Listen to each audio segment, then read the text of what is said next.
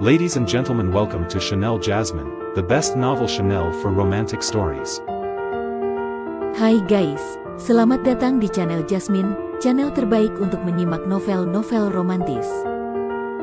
Mohon dukung channel ini dengan subscribe, like dan share video-video yang ada di channel ini. Terima kasih. Kaisar Agung Seni Bela Diri bab 1353. Boom, tepat saat Luo Xiu membunuh Yang Ziyuan, sebuah cakar naga raksasa menutupi langit dan bumi, menghantam ke arahnya.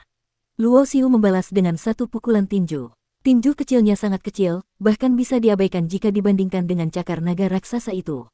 Dengan ledakan mengerikan yang bergemuruh, Luo Xiu tetap berdiri kokoh, tidak lagi terpental seperti sebelumnya. Bus, tubuh Luo Xiu berubah menjadi bayangan. Sosoknya menghilang dari tempat asalnya, dan sesaat kemudian langsung muncul di atas kepala Long Shao. Brak, dia menginjak kepala naga biru itu. Naga biru raksasa yang panjangnya ribuan meter, dengan kepala sebesar gunung, dipaksa turun dari langit tinggi olehnya. Dengan suara, boom, ia menghantam tanah dengan keras. Retakan-retakan besar menyebar, tanah bergemuruh, debu beterbangan. Tubuh naga yang besar itu bergerak liar. Long Shao mencoba mengangkat kepalanya, tetapi terus terinjak kuat oleh kaki Luo Xiu. Teknik Dewa Perubahan. Mata Luo Xiu sedikit tertutup, merasakan pemahaman misterius tadi. Long Shao dulunya adalah naga biru setingkat manusia abadi. Dengan alam manusia abadi, jika Luo Xiu melakukan teleportasi ruang, bahkan jika ia berusaha sekuat tenaga untuk menyembunyikan fluktuasi ruang, Long Shao pasti dapat dengan mudah merasakannya dan memprediksi dengan tepat posisi kemunculannya setelah teleportasi. Tetapi kali ini, Long Shao tidak dapat memprediksinya. Baru setelah Luo Xiu muncul di atas kepalanya dan menginjaknya, ia merasakan posisi Luo Xiu, tetapi sudah terlambat. Hal ini terjadi karena Luo Xiu mengintegrasikan teknik Dewa Perubahan ke dalam teleportasi ruang. Ini membuatnya tidak meninggalkan jejak sedikit pun saat berteleportasi. Fluktuasi ruang juga tidak lagi disembunyikan sepenuhnya, melainkan berubah menjadi benar-benar tak terlihat dalam dao teknik Dewa Perubahan, tanpa sedikit pun fluktuasi. Tiba-tiba, ekor naga berwarna hijau menyapu. Sebuah ekor naga yang kuat datang menyelimuti, mengunci ruang, membuat Luo Xiu tidak bisa menggunakan teleportasi ruang untuk menghindar. Namun, Luo Xiu sama sekali tidak berniat menghindar, juga tidak menyerang secara langsung. Terlihat ekor naga itu menyapu, tetapi tidak mengenainya. Sosoknya tetap berdiri kokoh di sana. Ada apa ini? Pemandangan ini, jangankan manusia abadi pembunuh berdarah yang ada di kejauhan, bahkan Long Shao pun tidak mengerti. Ia jelas-jelas tidak melihat Luo Xiu melakukan gerakan menghindar sedikit pun, lantas mengapa ekor naganya tidak mengenainya? Sudut bibir Luo Xiu tersenyum tulus. Hanya dia sendiri yang tahu bahwa pada saat itu, ia mengaktifkan aturan waktu. Namun, karena berkat dao teknik Dewa Perubahan, Long Shao sama sekali tidak menyadari adanya fluktuasi aturan waktu. Mengangkat tangannya, seberkas cahaya keemasan memanjang di tangan Luo Xiu, menampilkan besi penahan dewa. Dong, Luo Xiu menggenggam besi penekan abadi dan menghentakkannya dengan kuat. Kepala naga biru yang sebesar gunung meledak dengan suara, boom, menjadi kabut darah yang memenuhi langit. Besi penahan dewa, mengandung kekuatan penahan dewa, bobotnya luar biasa mencengangkan. Jika Luo Xiu tidak memurnikan lapisan batasan untuk mengendalikannya, maka bahkan jika ia telah menempa tubuh fisiknya hingga setingkat senjata dao kelas atas, ia sama sekali tidak akan bisa mengangkat besi abadi ini. Ia telah memahami teknik Dewa Perubahan. Ini membuat kemampuan bertarungnya seketika melesat ke tingkat yang sama sekali baru, sehingga Long Shao secara alami tidak lagi berguna dan langsung dibunuh olehnya dengan besi penahan dewa. Api Dewa Perubahan terbang keluar, menelan tubuh naga yang besar. Kemudian, sebuah tungku ilahi tingkat senjata dao terbang keluar, menampung api Dewa Perubahan dan tubuh naga di dalamnya. Beberapa saat kemudian, mayat naga biru dimurnikan oleh Luo Xiu, hanya menyisakan 3 tetes esensi darah naga biru yang mengandung keanggunan abadi. Meskipun kultivasi Long Shao ditekan dan disegel, kekuatan garis keturunannya masih ada. 3 tetes esensi darah ini adalah darah naga abadi paling murni di tubuhnya. Di masa depan, jika diberikan kepada monster pelahap dewa untuk dimurnikan, ia pasti akan mengalami transformasi total, memiliki garis keturunan naga abadi, dan mendapatkan potensi yang lebih besar. Rekan dao pembunuh berdarah, kau mau kemana? Luo Xiu menyimpan ketiga tetes esensi darah naga biru, lalu melihat manusia abadi pembunuh berdarah diam-diam ingin melarikan diri, ia pun tersenyum geli. Ah, aku ada urusan. Manusia abadi pembunuh berdarah tersenyum canggung, hatinya sangat gugup.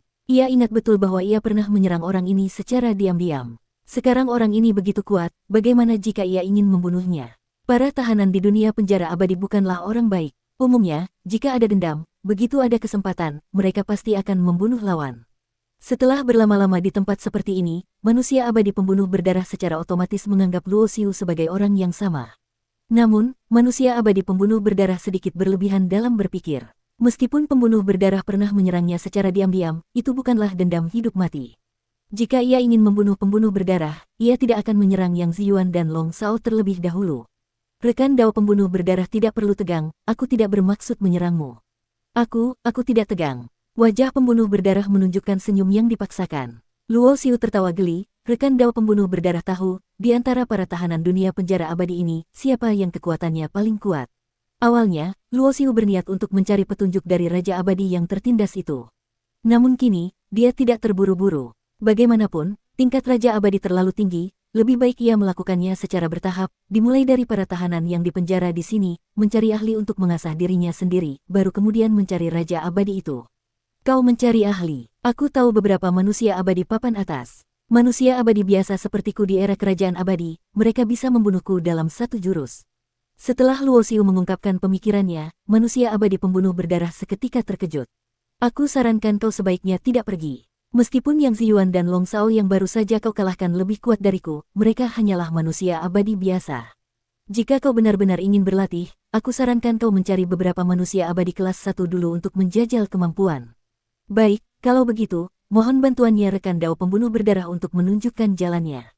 Luo Xiu tersenyum dan mengangguk. Ia juga merasa perkataan manusia abadi pembunuh berdarah ada benarnya. Manusia abadi papan atas bisa dengan mudah membunuh manusia abadi biasa. Kesenjangan alam bukanlah hal yang remeh.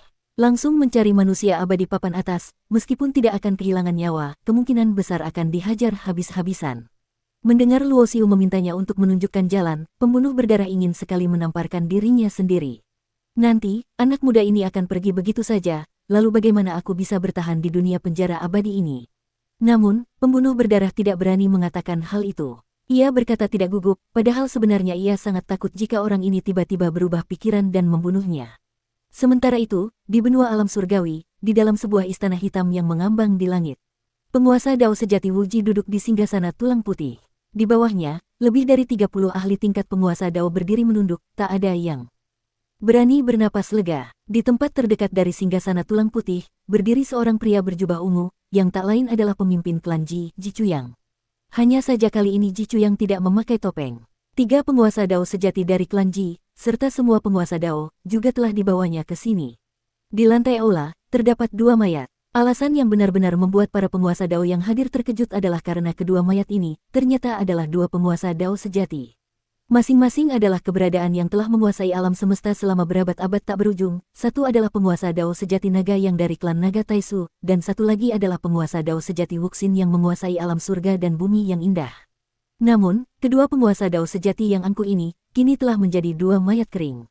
Semua esensi darah dan asal jiwa mereka telah dihisap habis, mati tak bernyawa. Orang yang membunuh kedua penguasa Dao sejati ini adalah penguasa Dao sejati Wuji yang duduk di atas singgasana tulang putih. Di seluruh aula yang gelap itu, hanya ada keheningan yang mematikan. Tidak ada yang berani mengatakan apapun tentang kematian kedua penguasa Dao sejati itu. Bahkan penguasa Dao sejati Naga Yin, yang lahir di kekacauan bersama penguasa Dao sejati Naga Yang dan dekat seperti saudara perempuan, kini hanya bisa menundukkan kepala, tidak berani mengucapkan sepatah kata pun. Murid Yin, aku membunuh Yang Long, apakah kau tidak membenciku? Tiba-tiba, penguasa Dao sejati Wuji yang duduk di singgasana tulang putih tiba-tiba berbicara, menatap penguasa Dao sejati Naga Yin dengan senyum tipis. Aku tidak benci. Tubuh lembut penguasa Dao sejati Naga Yin sedikit bergetar. Dia menggigit bibir merahnya dan menundukkan kepala, membuat ekspresinya tidak terlihat jelas. Tidak benci. Wuji menggelengkan kepalanya. Kau membenciku, hanya saja kau tidak berani mengatakannya, karena kau takut mati, kau takut aku akan membunuhmu. Murid Yin, apakah kau tahu? Aku sangat kecewa padamu. Kau telah kehilangan ketajamanmu, bukan lagi murid Yin yang tidak takut langit dan bumi, melainkan hanya penguasa Dao sejati Naga Yin yang rakus hidup dan takut mati. Dengan mentalitasmu saat ini, pencapaianmu akan selamanya terhenti di alam penguasa Dao sejati, dan tidak akan pernah bisa mencapai Dao dan menjadi abadi. Tubuh penguasa Dao sejati Naga Yin gemetar. Dia memang takut, dia juga tahu bahwa ketakutan ini akan menjadi iblis hati yang menghalangi jalannya untuk mencapai Dao dan menjadi abadi di masa depan. Tapi dia tidak berani. Meskipun bangkit melawan tidak akan meninggalkan cacat pada hati daunnya, namun dia pasti akan dibunuh oleh Wuji. Mati, segalanya akan lenyap. Sedangkan hidup masih memiliki secercah kemungkinan dan kesempatan. Jadi, ia hanya bisa menggertakkan gigi menahan penghinaan ini dan memilih yang terakhir.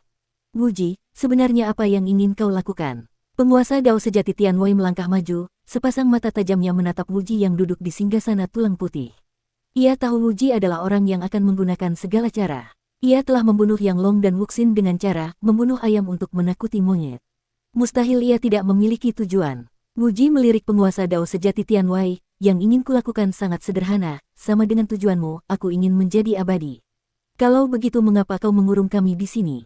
Penguasa Dao sejati Tian Wei mengerutkan kening. Istana tempat mereka berada diselimuti oleh batasan kuat yang mengunci mereka. Karena aku tidak ingin kalian menjadi penghalang di jalan saya untuk menjadi abadi. Jadi saya akan meninggalkan batasan pada setiap dari kalian.